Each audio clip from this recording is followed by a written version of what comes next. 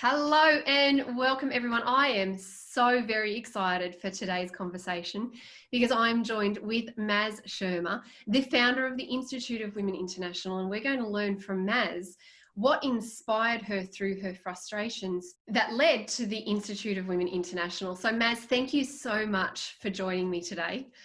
My pleasure. I'm excited. I'm really looking forward to, hopefully inspiring some women who may also have had the struggles that I've had.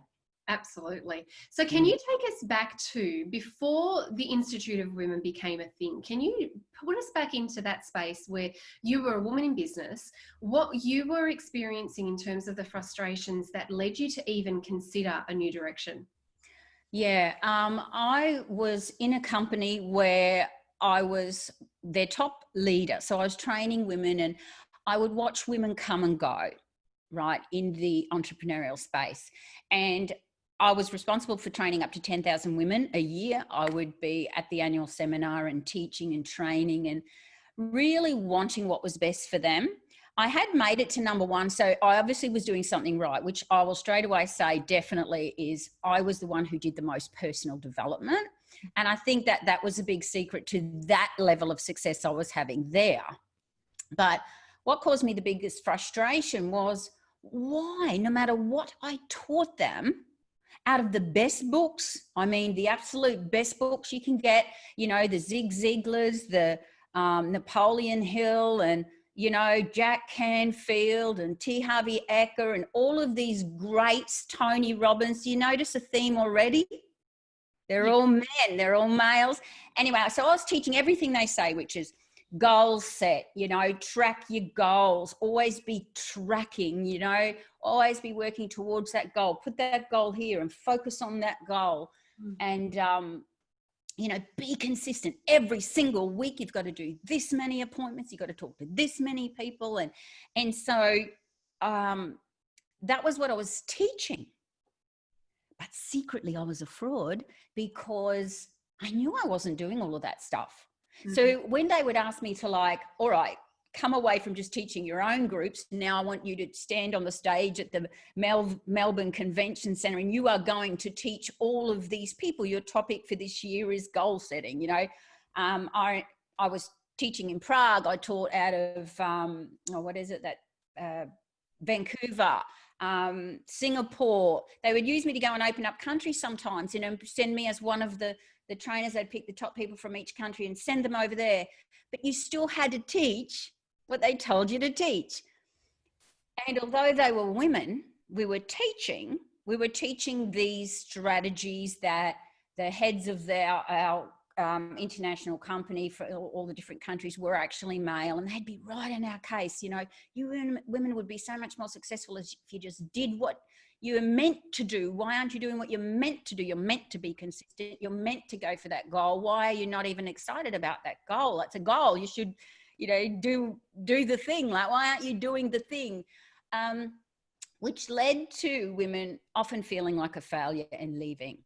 Now, I bought into the whole culture. I first to say, hey, I was called the Nike chick, you know, just do it. You can do it. What's wrong with you? You know, I told you what to do. It's do. You should just do the thing. If you do the thing, you get to have the thing, then you get to be successful. Well, I was their number one person and wasn't doing any of that. And they kept saying, oh, but you're a fluke. You're a fluke, Maz. Not everyone's like you, you know. And so every year I bought into that. I'm like, whatever you say, you know, you must know. You people been doing this, you know, longer than me. You're all supposed to know stuff. So I'll listen to that and I will just tell them what you tell me to tell them. And if my subject is goal setting, that's what I'm doing. If my subject is, you know, how to be consistent, well, I'll teach it out of the textbook. But in actual fact, because I wasn't doing it, one time, 2009 was the GFC, year of the GFC, right? And everyone around me, their businesses were going down. And it was the first year I bucked the system and said, hang on a minute, if I'm number one, I want to teach what I do so other people can have what I have, and then those people can be as successful as me if I'm number one. And so I asked, could I do that? And they said no. Anyway, and so that led to me questioning, do I really need to start to listen to myself from what's my gut saying? You know, you can only live feeling like a fraud for, you know, and wondering, why is what you're saying to teach, I'm teaching that, why is it a statistic we can absolutely take to the bank to know 3% will still be there in 2 years? I'm not okay with that, that these are women that genuinely want to be successful. And I got to a point where one woman quit after 3 years of me working with her and, you know, teaching her all of that. I sent her flowers. I felt so bad for her. Yeah. You know, I'm like, you know what, darling, you should go. You know, you're struggling too much with what I'm teaching you. I just didn't trust myself. So anyway, I'm like, all right, so if I'm number one, I need to go and find out what I'm doing. At one point, I had to go and find out, what am I doing then? So I thought, well, how can I unpack myself, sort of thing? And I thought, well, I must be doing something. I know, I'll go, and I Googled excellence and up came NLP. And I thought, well, if maybe I can help people with that, and then they'll be excellent like me. Right. So I was looking outside of myself for where is the magic success formula that whole company is missing and I'm not aware of, because remember, I'm still a fluke. So I still hadn't unpacked myself. So yeah, I went on to learn NLP and I'm like, wow, this is really clunky in my brain. And so where everyone else kind of would just take, you know, 3 times listening to the 90 CDs and going to the full 1 week program. And then I went to masters, and I don't know, it cost me like, you know, something like $15,000 without accommodation and expenses or whatever. And there I was as a master practitioner. It still kind of was really clunky going in. I'm like, what's wrong? Why is this not really going in? But anyway, I thought, well, I'm going to crack this. It was the 8th time listening to the CDs. And I thought, you know, I'm going to be a trainer. That way I'll have to work it out. So then I went on to be an NLP trainer. And look, I was taking clients through to see, wow, and I was doing this on the side to my other business. I'm like, I'm going to master this, then bring it into my business and get a higher percentage of successful women. I'm going to raise the success rate of retention instead of watching women leave feeling like failures. So I became an NLP trainer, and while I was a master practitioner, I was taking a lot of clients through, right? Totally separate to the other business, really playing, getting good at it and testing it. And anyway, then I become a trainer and I'm training it, certifying people in NLP and timeline therapy and hypnosis, right? And I'm signing off certificates. You can do that thing. So I did get to be that. And then I was training. One day I'm training and I was teaching rapport, and I'm like, oh my God. Because on the side, I'd been studying female and success and female brains, doing my own research, going down rabbit holes. And I noticed this thing, and these dots joined up. One was rapport. Oh my God. From my research, biology of the female brain and our different retina cells and how they work differently, and they're more focused, not peripheral, the opposite of John Gray and all this stuff. And here I am teaching rapport, and I'm like, oh my God, NLP rapport is just female being natural. And then I'm like studying the history of NLP, and I'm going, oh my God, these 2 men studied all these people and said, this is how we work. And rapport is done this way, because they modeled it by watching and imitating. The only woman that they studied was a woman called Virginia Satir. So I watched all of her stuff. She's a family therapist. They studied the wrong bit. What they couldn't model was the female Auntie Virginia, the auntie factor, the maternal woman was a part of it, but they couldn't model it. All they did was watch her face and watch, you know, where they developed their research from on rapport. Oh my God. I was like, oh my God. So women students of NLP are learning to do what they already do naturally, but do it like a mechanical version of it. And then I looked around and went, I I think we're all going to come away from our natural design. And then a colleague, just before I was really planning on bringing all these techniques to help my people in my other business where I was number one, I'm like, a colleague said to me, she goes, Maz, you've changed. You've lost your thing. What's this thing you're doing? What are you doing? You've lost your pizzazz, your mojo, your bubble, your effervescence, your passion, your just flowiness. And that's all of these dots came together, and I went, oh my gosh, I can't bring this to my girls. It's actually unhealthy for their brain. It's actually going to take them away. So then I got my clients out and I thought, oh my gosh, the only ones that have come back to me complaining that the process, the work didn't stick from all of the NLP timeline hypnosis were my female clients. A year later, they're going, I need you to work on the same problem. I'm like, this isn't right. This is not right. And so all of those dots joined and I thought, right, I need to stop this. I need to try and go back to me. And that's when I thought, well, what am I doing? Actually, what am I doing? What do I now know what I don't want to do there? I know what's not working over there. And the only common denominator I could find with everything and from my research was everything's designed for the female brain.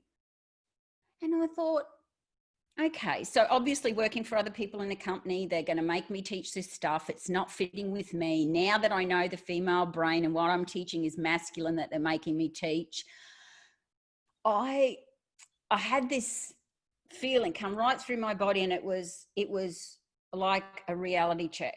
They've just asked you to be a fraud. Now you know better. Are you going to do it or not? They said, we want you to teach this. Stop bucking the system. Because I said, I don't want to. I said, I want to tell them what I really, truly do. And they said, you're a fluke, no. And so that last check that went in my bank for them that month was $27,000. Now before I got into that business and excelled myself and had these almost 2 decades at that point of time, I was a nobody. I only had that. Before that, I'd built my career in that environment. So what was I going to do? I didn't know. And I thought, all right, what am I going to do? And I said, trust yourself.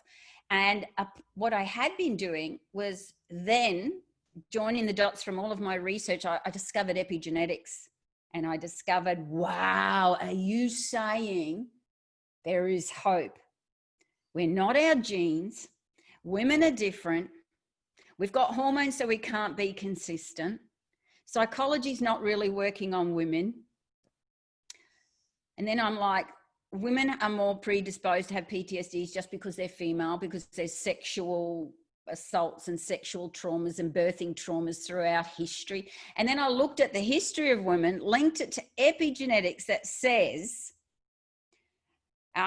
we inherit not just our nana's knobby knees, but we'll inherit her automatic response to trauma, to how she manages and makes choices around when stress happens. And so apparently in our body, we'll release an anxiety that we can't really explain, for example. So you'll go to the psychologist, the doctor will put you on medication, you go to the psychologist, she goes, I don't know what's happened in your life. But the truth is you're carrying a predisposition to experience an anxiety that you can't actually explain. So this is epigenetics. It's fantastic, one of my favorite topics.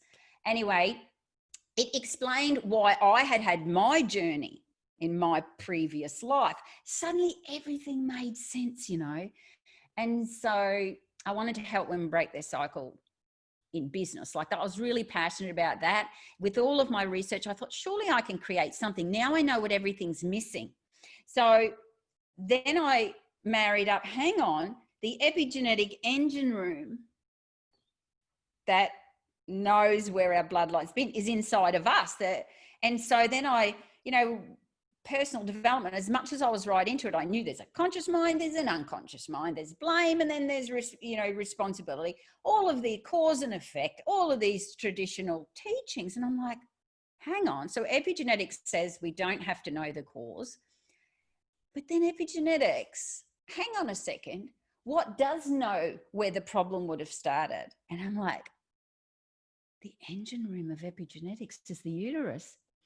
And then one of the teachings everyone knows in NLP and in the world, you know, it's a common teaching that one of the jobs of the unconscious mind is to run the body. Well, we have access to the unconscious mind that runs our uterus then. What if I can find a way to do that? Oh my gosh, could I create an epigenetic method? Because this made sense. Why does nothing work on women? Not saying nothing, but most women. I would say 80% of women revert back from my research. You know, I even had a male coach for a while who he pretty much validated that with me as well. He said, yeah, that is an odd thing that women come back and men seem to, you know, break through that thing. Well, they don't have the epigenetics engine room inside of them that knows the route they were working on is not the route. So you can't fool a female unconscious mind because it actually has the knowing. And so I thought, wow, how could I find a way to access that? So, you know, I knew many methods. I went off and I learned, you know, faster EFT. I learned so many different modalities and methods, and I was an NLP trainer, a hypnosis master practitioner. I was timeline therapy as well. All of these great, wonderful things, but I laid them all out and went, wow, they're missing that, they're missing that, they're missing that, they're missing that. So from my science of everything that we are as a female being, not even what John Gray says, from men are from Mars, women are from Venus, because that's the only other teaching you'll find on the planet, really, of what the true difference is. And he got it wrong. He got it wrong because science says he's wrong. And there's lots of science data on it, and that's what I teach people now. But this made me go, oh my gosh, who's helping women really, truly break through? And I thought, right, so whatever I'm going to teach, I'm going to need a banner. And I thought, oh, what name could I need to start a business for myself and bring all of this wisdom and bring all of this stuff, you know, and seeing as I am successful when I unpack myself, I thought, oh my gosh, I am just running to the female design. That's the only thing I'm doing. And so I thought, wow, what if I could teach all women that, especially women in business, so they could be successful too? So I thought, wow, what could I call a teaching thing, a teaching company sort of thing? I said, oh, what's a name like, you know, sort of for an institute of women? I want like an institute of women, right? But I don't know what I'm going to call it. And then it's like, I think actually someone reflected it back to me. Well, why don't you just call it the Institute of Women? And I'm like, why not? Because I could put anything under there while I'm still working out what I'm working out. But by the time that actually came about, I had developed a method and was testing it. And oh my gosh, the results were so absolutely mind blowing. You know, better than I was getting with the NLP and the timeline and the hypnosis and the EFT and all of those things. So that led me to creating a method. And when I was doing that method on my own clients during my research of it and creating it, they were saying to me, oh my God, how can you keep this to yourself? You can't be the only person who knows about this. And I said, yeah, but it's a bit kooky. Like, really, who's going to trust little old me that I made something up? And they're like, no, you have to. Like, you have to one day bring this out. And then I did it on some colleagues and they said the exact same thing. You that's it. You have to teach us. You have to teach people. You can't keep this to yourself. And that's when I thought, all right then. So when I launched the Institute, I created some packages that were still all made up in my head, totally my own weird, wacky thing where I was getting these incredible results and people were sending me clients. And we opened the doors. I hired the Gold Coast Convention Centre. I thought, if I'm going to do this, I'm going to do it big. So I hired that and launched there. We had 300 invitations. We had 165 women turn up. But I saw without knowing how I was going to teach anyone yet. Talk about build it and they will come. I thought, all right, well, I'll just teach them this. I'll teach them how to do this at this point, then this, and then this. I sold those packages and I sold $250,000, $250,000 opening the doors. And I knew then that I was going to be okay, you know, because I'd walked away from the other one. I had pretty much the only income was taking NLP clients or something like that. So that led to the Institute, the launch of the Institute, and the birth of Creatrix. It wasn't called Creatrix at first, took a little bit of a while for me to name the name of it. And that's it, Creatrix Transformology. So now I've got, I think, 260 licensed transformologists, and our 18th country, Finland, just about to get somebody there. So it's just grown, and I'm just do what I do naturally and pass on what I discovered and learned, and women are thriving and becoming very successful in their own right. I think that's what I love about your story though, Maz, is you didn't just try and what I'm trying to say, you went and you looked for the parts that weren't working. It was like you're this natural problem solver, because you could see that there were parts in your own life that needed work, and that was where personal development came from in the first place, your passion for personal development. And so you followed all of those mainstream paths that so many women follow, because that's where we're told to go. If you want to move from A to B, move to this part, because that's where all these hundreds of thousands of people have had success.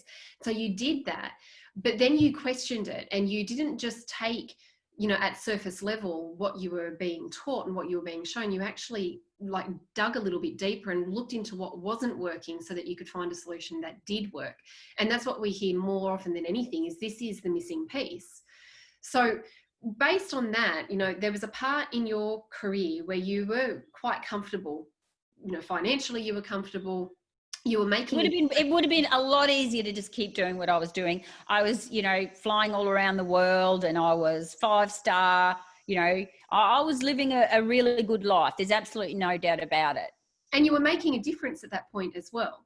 Yes, it was all about building women with confidence, for sure. I was making a difference, and that's why I kind of ignored a lot of it, and I bought into that story that you're just a fluke, and you just breathe belief into people, and that's why. And I think that I do, and that is a good thing that I was doing. But you know, I come from being a checkout chick at Woolworths once long ago, and a data operator for a cane mill, and you know, waitressing, and then being a single mum and so on. So I come from my fridge was the kitchen sink with a towel over the ice whenever we could afford ice in the kitchen sink, just at least for the butter and a few things, you know. And I know what that's like. So when I was really successful, it took me a long time to be comfortable with it for a start. So I sabotaged it. Didn't matter how much money I made, I blew it and still needed to borrow money. Didn't matter, even when I was like 17,000 a month. No one could blow money like me, because I had, you know, obviously had money blocks still, but I had smashed through a lot of it, obviously, right? But I felt more. I remember I'm on this cruise, and where's all of us successful people? And I turned around to them. I said, "You ever wonder why it's just always us? Like, don't you ever feel bad for all the women that we breathe, believe, and they just go out with the baby bathwater? Like, we can guarantee it that it's actually a numbers game. Are you okay with that?" I'm no longer okay.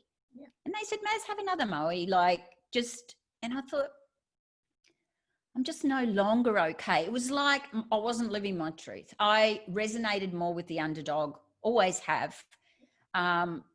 A woman that was willing, had a good work ethic, and was even doing sometimes what I taught her, which was the goal setting and stuff. Like sporadically, they would do better than me with that. Like I didn't even do that stuff. I had a different way. And so, and to watch them fail, and, you know, when a woman comes to you and she says, "Help me be successful," and I help her set up her business or whatever, and 3 years later, and she's killing herself, beating herself up. "Oh my gosh, I'm a failure. I'm a failure. Do what you say, Maz, and it's not working. I'm a failure. I've only stayed this long because, you know, you believe in me." And then to have them go and then watch them pound all this weight on and beat themselves up, they hate themselves even more. And I thought, I am building women's confidence, yes, but eventually it's like I was a fly way above here. It became so big that the numbers were so big that I could see patterns, big patterns. And I'm like, that sucks. I feel bad. You know, I couldn't lie anymore. I just couldn't do it. I couldn't, like, it. We live in denial of what we don't want to know. And I lived for a lot of years living the high life, pretending I didn't know. Yeah. I'm like, oh no, these women are going to be whatever. And I just thought, I can't stand being a part of where they actually beat themselves up and feel like a failure more than when they met me. I thought that's not what I bought into here.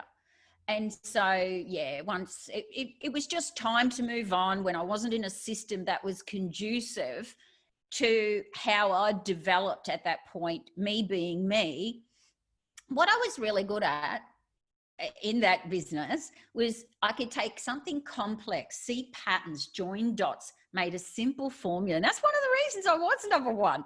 I said, oh, that's complicated what you're saying us to do. So I would, even though I was teaching the methods of achievement, I created a little mini simple system in it. And I said to my people, just do this. If you do this one thing, it gives you everything. And so I helped them in that one way. And so that is what I've done here in psychology, personal development, women, our natural way, understanding the science, the biology, endocrinology, psychology, and, epigenetics, and bringing it together. Also my story, having had a wake-up call in my past life, I mean, when I was 31, Take one. you know, having a wake-up call, a spontaneous moment where you change your life. Not many people have that. And I think that was a bonus for me. If I'd never had that, I never would have believed it was possible to create something like Creatrix. So although I'm creating it, there's a belief system of most people why someone couldn't create something as simple and transformational and irreversible as Creatrix is because they're indoctrinated. Because the whole psychology industry, personal development, there's this belief that you're always a work in progress. This thing, oh yeah, I'm working on myself. 2 steps forward, 1 step back, sometimes 3 steps back. And well, you can't entirely pivot. But people do it. You hear of them, right? That you hear of somebody, this chick, she wakes up, she's had a heart attack or whatever. And the doctor, always says this few things. The world went silent, time stood still. Now, in that moment where time stands still, there's this void. And I've been there. I didn't have a heart attack. I developed epilepsy out of the blue, woke up out of an first ever grand mal seizure. And the same thing happens, time stands still. But I was one of those persons that it caught me at a point of life where it was just divine providence happened. And I'm in this one particular moment, happened to have this grand mal seizure. And I was in this void and I was fleeing, going into emergency housing. And it was just a moment in time. And I looked at my children at the time in slow motion, no sound. My faculties hadn't caught up with me yet. So it's like a gift of a time where you analyze all of your life flashes before you and you get to make a decision in cement. I am going to turn my life around. Now, not many people get those opportunities naturally in life. I got one, but like most people, they'll go off and teach the wrong part. They'll go, oh, I'll teach what I did. And they're very unaware that they had this wake up call bleep moment. And what they teach is what they did immediately after that decision was made. Oh, I just did it. I just went and I exercised. That's how come I, had my heart attack. It was my wake up call. And guess what? You just eat better. You eat and you exercise better. And you work on personal development maybe. So then they sell these programs. They become millionaires. They write a cookbook. They develop an exercise program. They sell a membership and everyone wants to be just like them. Right? Avoid heart attacks, go from fat to healthy to muscle, but they're selling the wrong bit because all those people pay all that money but what they don't know is that person, even the person doesn't know, because if they knew they would teach it, wouldn't they? If they could. That belief moment that they had is what the people they teach don't have. Now, without that, you don't really have the buy-in, and you didn't get to make the commitment to go all in at that level. And because I'd had that, like when I'm developing it, Creatrix, I guess somewhere, because I realized this later in hindsight, that I went back and realized I knew spontaneous transformation was possible. Yeah. And I think most people don't have the knowing that it is. And so they couldn't develop it. Like psychology, no way could have figured this out. And personal development, there's too much indoctrination as to what works.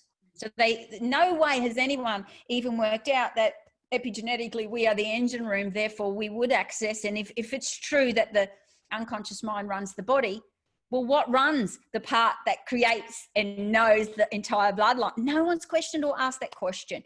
So I think if you want the right answers, you've got to ask the right questions first. And I think I ask weird questions because I allow myself to think for myself. And that never happened until I one day said, all of you out there might think that it's like, takes a lot to say what everybody is teaching is wrong in the personal development world as far as the masculine process and how our female brain works, to question all things and go, well, they would know better, because there's no way I would have thought that. I thought, no, they're all doing it right. I am a fluke. I bought into that. So it takes a lot to ask a question where you allow yourself to ask that question, to even dare ask it, without thinking you're conceited. Well, I must be conceited. I must be just ego driven. Who the hell do you think you are? I bought into all that for a really long time until I started to only care about what worked and what results. And then I thought, I'm not going to listen to anyone. I'm going to look at the results. Yeah. And I only read results. And still to this day, I will go from results, wind backwards. And then all I care about is what works, and Creatrix works, obviously.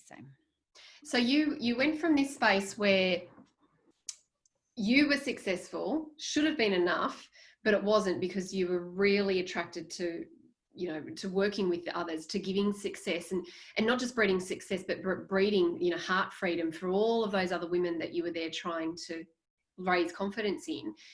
And that then metamorphosed into this grander, bigger, probably the biggest mission that I've ever heard of anyone publicly and quite confidently declare, and that is 10 million hearts set free.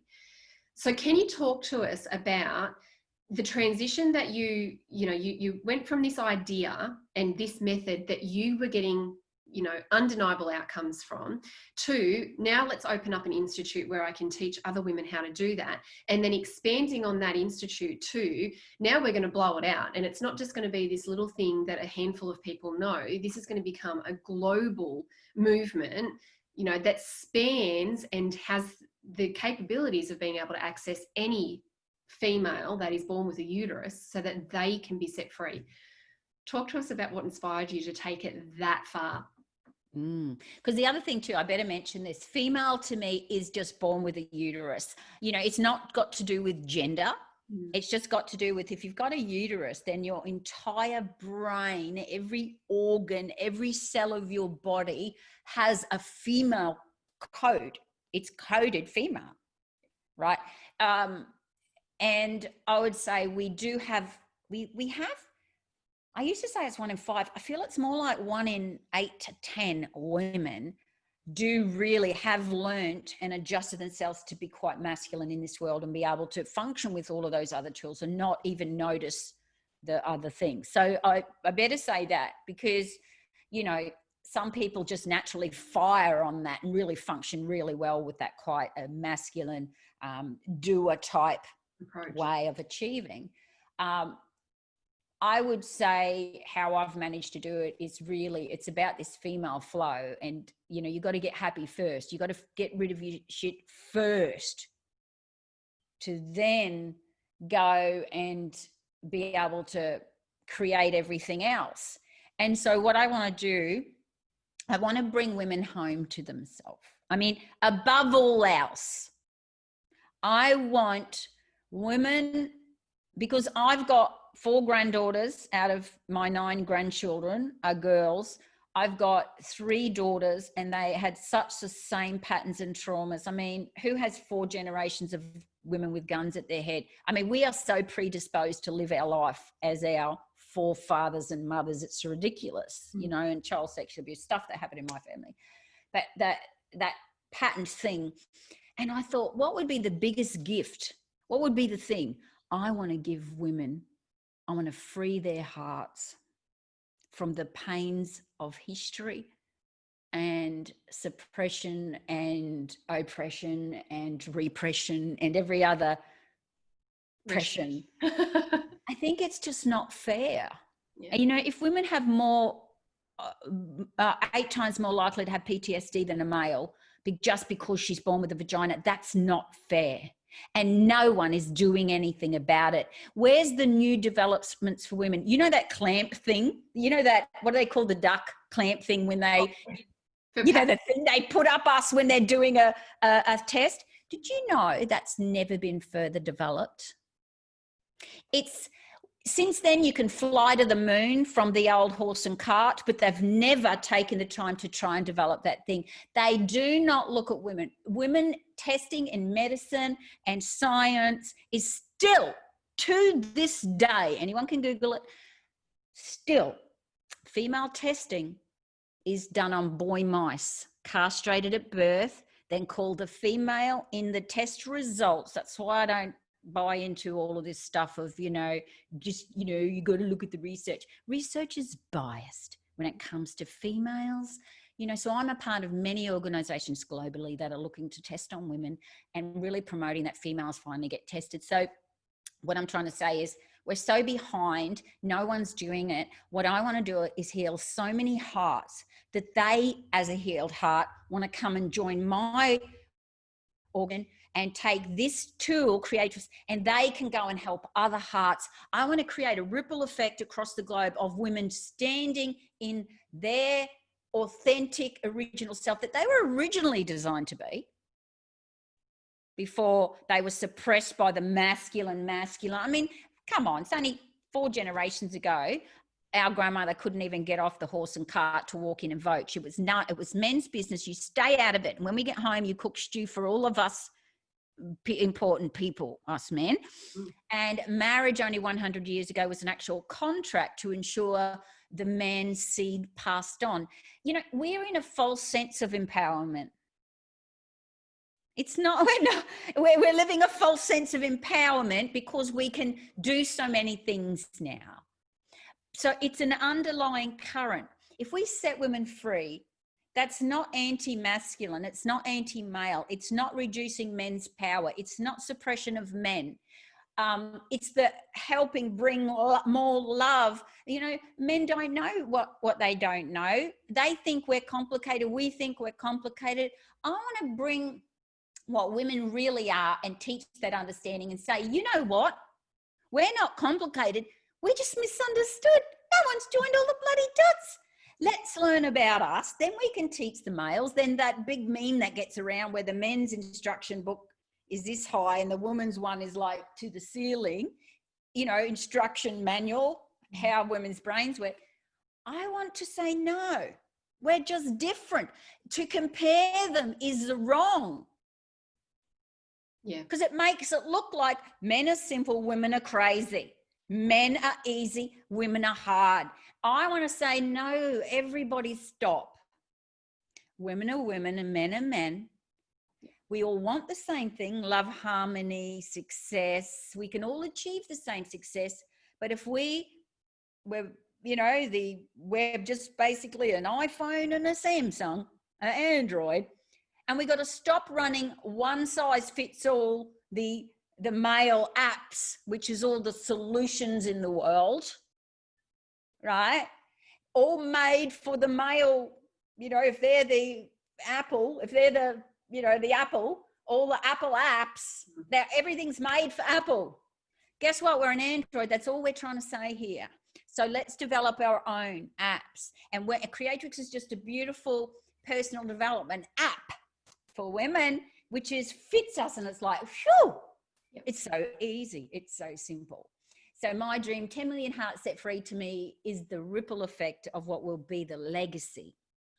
My legacy, and my family deserves a legacy. My family, the females, have suffered incredibly, and if I can't go in and help every one of them, the very least I can do is make a better world for my grandchildren, the boys and the girls. Because if women are feeling their beautiful whole self, they've got more to bring to a relationship. They may also call him to account a little bit too, because she's going to command respect, but through education and love, we create a better world for all to come. So future generations, that's what it's about at the end of the day. And yeah. And I think the great thing about that is, you know, knowing what you know about the research that goes into, you know, finding solutions.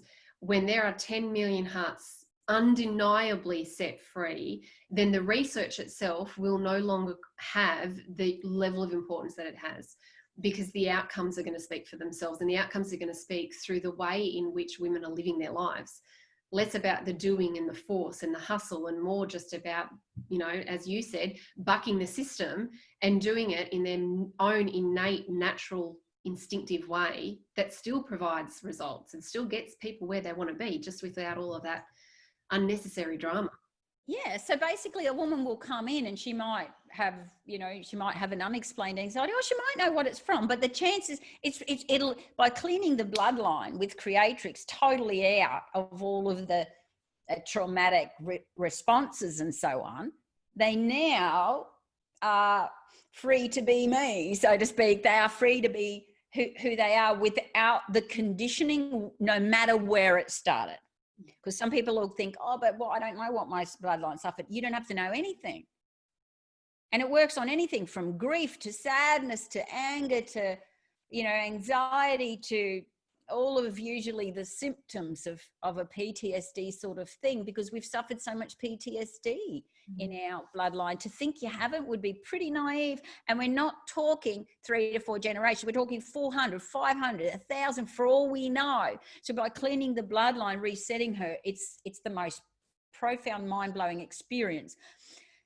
And because it's so unbelievable, I can't convince many people, because I'm just little old me, right? And who am I to listen to? So I'm not listened to or taken seriously by a lot of people who are the people in power and the people in the industry. So I just fly under the radar and just set hearts free, baby. And anyone that wants to come and join me, that's all we do. What works, results, real women helping real women, because we can train almost any woman to do this, as long as she's, you know, got a really good heart. She cares about others. She's not conceited to think she knows everything. She leaves what she learnt before where she found it and comes to learn this new information. She gets to be a part of a global mission. And that's actually suits a woman. The fact that she gets to be successful financially and everything is just a byproduct of us. This is our calling as women, stepping up into what we do naturally while being what we are naturally.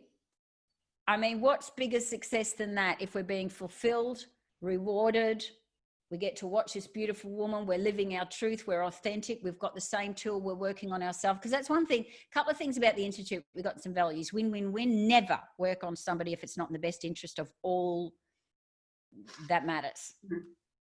And making sure she really is ready and right for it as well. Because, you know, it's not going to work on absolutely everybody. But just, you know, being able to... almost anybody could learn it if they're at a point in life where they're not desperate for money, because, you know, you want to focus on the helping of women. The money comes later. So you really want to come in because you want to be a part of the mission. And what I've done with the Institute is, I believe, from being in business for so long, I've looked at all what's missing in business as well, and in coaching courses and business courses and success programs. And I've tried to create the most perfect, and look, nothing's ever perfect, but I mean, I've tried to create a success breeding ground where real women are are nurtured and given what they need. Tough love a lot of time too. But women who own their shit, keep themselves cleaned out so that they're a role model who's always authentic. She's being the thing she's showing other people to be. I mean, to me, that's why I now sleep at night, and that's why I love what I'm doing, and that's why I'll do it forever. This is my calling from my bloodline and what I'm meant to be doing. And the women that I find that come through are exactly the same. They love helping women, and I just give them the tools and the beautiful success arena and teach them all that I know about female success transformology, which is what causes 100% results 100% of the time. Teach them my modalities as well, like Creatrix, that sits within transformology. I love teaching women how to help other women. And I think I've never meant to be successful. I'm not money driven. It's all a byproduct for women when we're true to ourselves, coming from our heart, but listening to our gut and questioning ourselves and always being accountable to making ourselves better with the very tools that you are using. Yeah. So if you were to give one final message, if there was a woman watching, this interview, watching any of the other interviews that we've had, and she's sitting in that space of, God, there's so much about it that feels like this is what I want to do, but what heartfelt message could you give to her? I would say stop it. I would say stop that. That is what has held you back forever, is not making a decision. What did I say happens in a bleak moment? You get a decision in cement. There's a poem written 500 BC called Providence.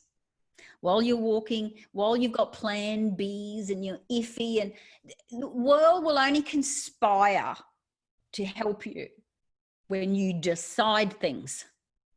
And one of the things that has come through to women through the suppression of our DNA as a female being is that we lost our power to decide. We're scared to decide. Someone else is supposed to make the big decisions and the tough decisions. Well, if you really want to set yourself free, step one is effing decide. And don't walk that line. If your gut tells you for this, a lot of people go, oh, my gut tells me this guy is right. And then when he leaves, oh, my gut told me he was like that. Yeah, right, but you didn't listen. We'll blame our gut or God or whatever. But the truth is there's a real gut, but it's covered in rust because our antennas have not been used for centuries and centuries and centuries because we've been controlled and our decisions are all made for us. Well, I would say come home to you. You make the first step consciously. Yep. Then when you come in, we'll clean up all the rest. But there's one that we can't help you with, and that's that decision. So I would say get over try and hear me. If you really resonate with this, you have to do it because you won't ever know. And so you'll be led back to me, back to this, back to Creatrix, back to Transformology, back to the Institute of Women International. My ads are just going to fly in your face for the rest of your life, probably, because you are calling it in, but you're not. It's like, it's like there's a metaphor in the Bible. And look, I'm not religious, but it's a really interesting metaphor. I'm spiritual, I'm not religious. But it's this metaphor where this bloke's he's rowing in a boat or something is happening, and he's rowing and rowing and rowing. God help me, God help me, God help me. And the whole time land is just there, but he's not looking in that direction.